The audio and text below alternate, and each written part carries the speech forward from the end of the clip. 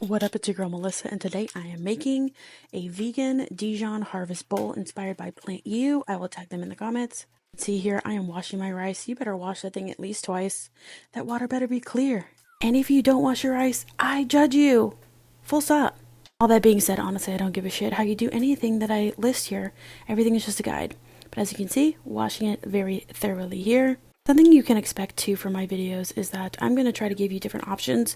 If you have a little bit extra time, great. I'm going to show you how to cut corners. I'm going to show you how to make it vegetarian if my meal that I am presenting is primarily made with meat, because I run a household that some enjoy meat and some don't, but you know, your girl here loves it.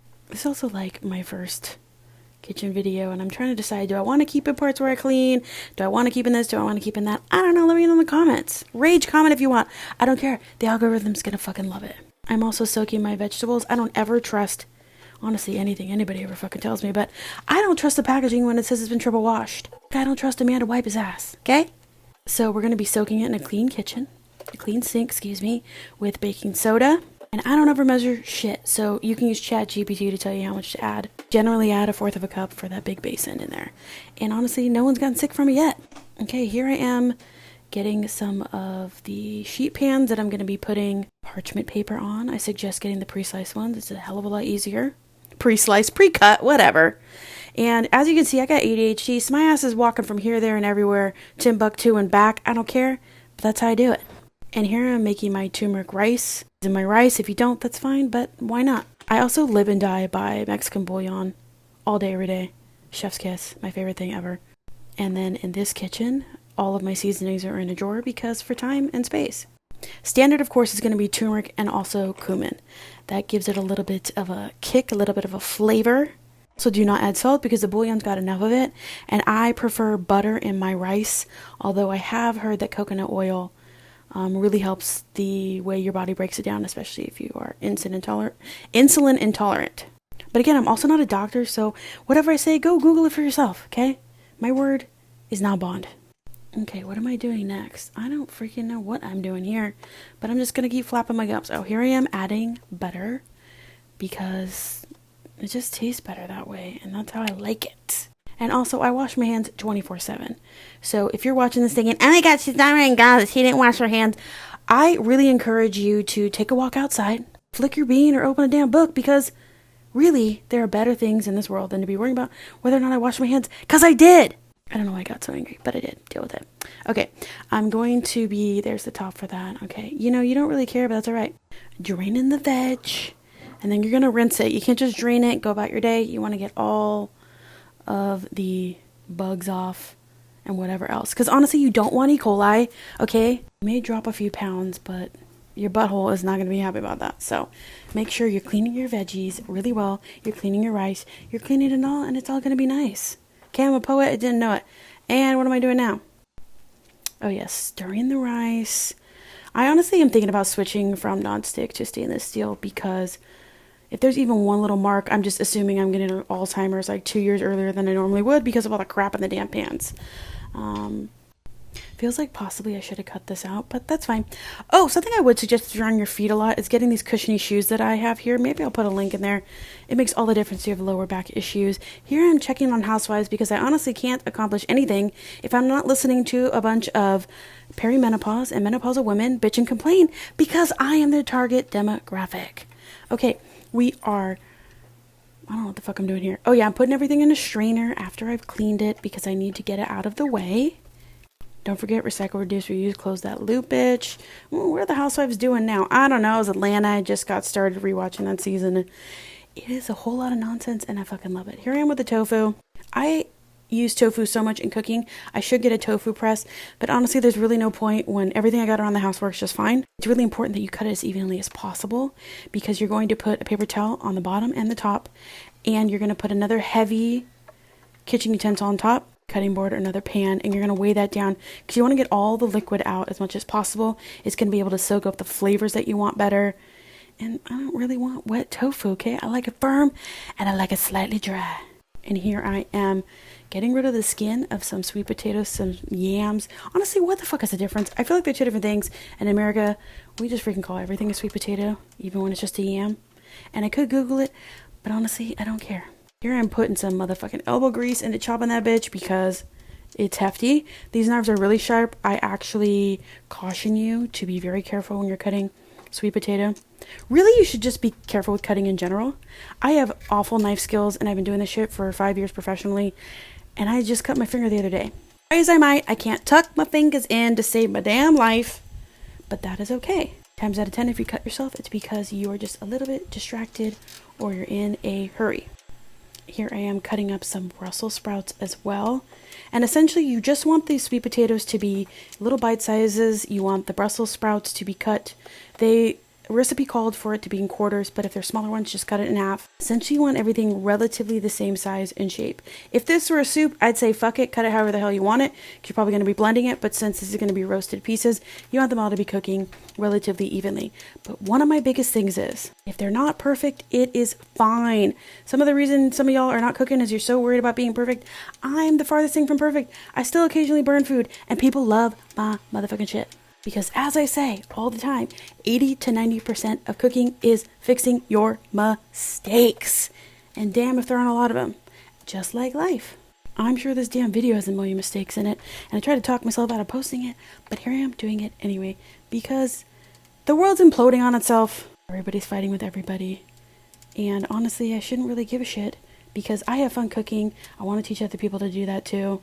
So why let a little thing like worrying about haters or how I look stop me from that when the world is make-believe.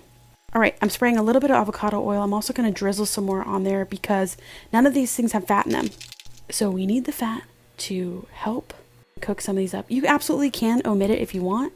Add a little bit of water if you choose to. Topping these with my trinity of salt, pepper, garlic powder, onion powder, and smoked black pea crab. And I'm aware that that's not a trinity. It's more, but whatever. I always say, how much seasoning you think you should put, probably double it, especially if you've got fairer skin, because, well, I don't need to tell you why.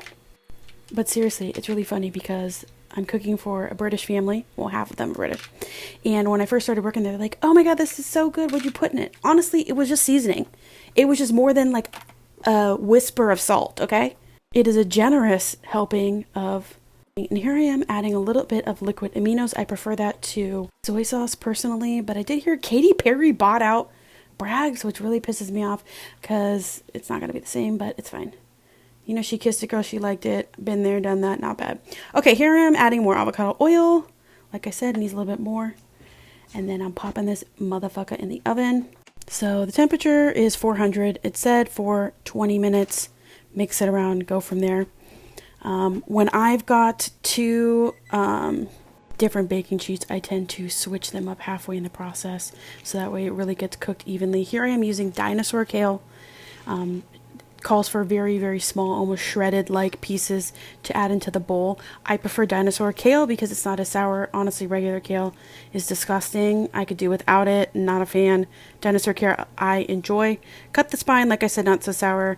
I don't have to waste time with massaging it to get it to taste better.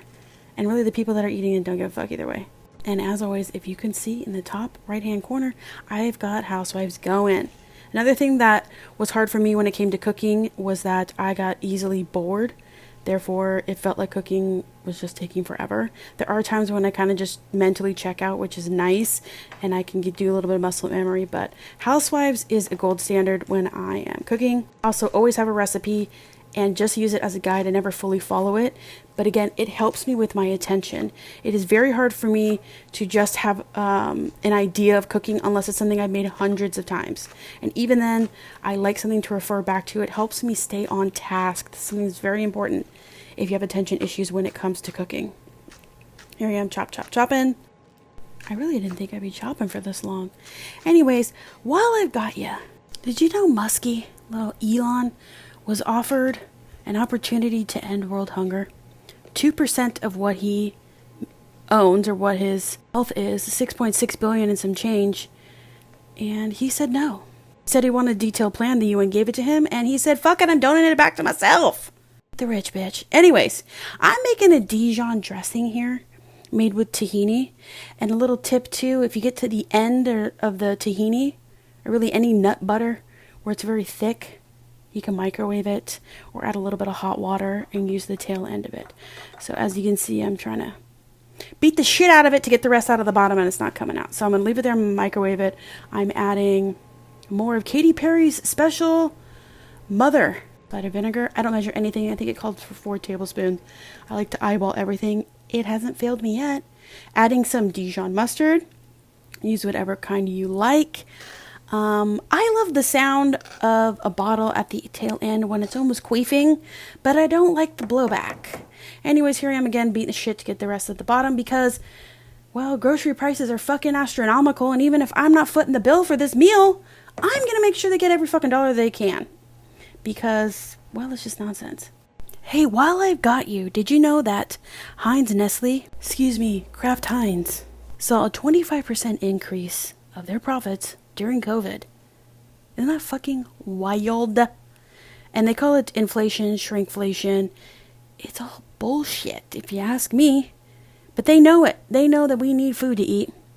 And they're loving that they can just keep jacking up the prices. This is why unions are fucking important.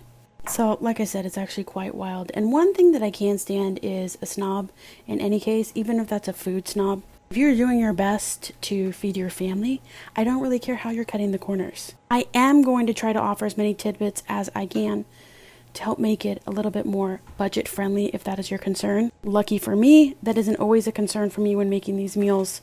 But I am aware that that is an issue for most people. And honestly, it doesn't really matter your tax bracket if you're not the wealthiest of the wealthy. It's going to be a struggle right now. So how can we make it easier for you? Anyways, back to what I'm doing. I'm mixing it all up. And anytime you've got, like I said, this kind of nut butter dressing, whether it's tahini or peanut butter, adding hot water in little bits is going to thicken it up. Okay, let's check on the food. We're going to do a little musical chairs, and we're going to mix these bitches up. I also do not love this oven. I mean, it's great looking and it does the job, but half the time I go to turn it on, it doesn't even work, or I put it on and the heat ends halfway. But again, that's like life. Sometimes shit isn't going to work out, but you got to figure it out. Okay, we're mixing. This is actually taking a little bit longer than I thought, but we don't want any dead motherfucking air on here. Okay, put that bitch back in there. Put that down in there. I love a good roasted potato, and we are hitting the season for that. And if you find that you make things like this, these sides, these bowls, whatever, and you have left over, you can easily mash that in, and it would be delicious as a sweet potato side. You can freeze it and eat it for later. The world is your oyster, baby. All right. We've now cooked everything. I'm assembling everything for them to eat later. I'm also marking what everything is. And now look, we're watching Housewives much bigger on the screen. And I've got everything lined up. I like to use blue painter's tape. I prefer to use glass, but these are going to be transported from one place to another. And again, they're dishwasher safe, so not a big deal here. I've got everything looking nice and right. And I try to make it as easy as possible, even if it's just a little thing putting on top. I like to label it because if I don't, they won't even add it. And they're similar to me in that if I don't see it, right, I forget it's there. So got everything set up for them. Easy peasy lemon squeezy. I've also added a little side of cranberries and pumpkin seeds. You can also add hemp seeds on the top of anything that you're eating for a little bit of a crunch and extra protein, which is really, really great. I love adding that. Anything to give it just a little bit more flavor. So like I said, we've got the seeds there, the Dijon mustard, the sliced up kale coming in right next to it, as well as the Brussels sprouts, the turmeric rice, the sweet potato, as well as the tofu. Shout out CapCut. Please subscribe and share as I am new, and thank you all for listening. Bye.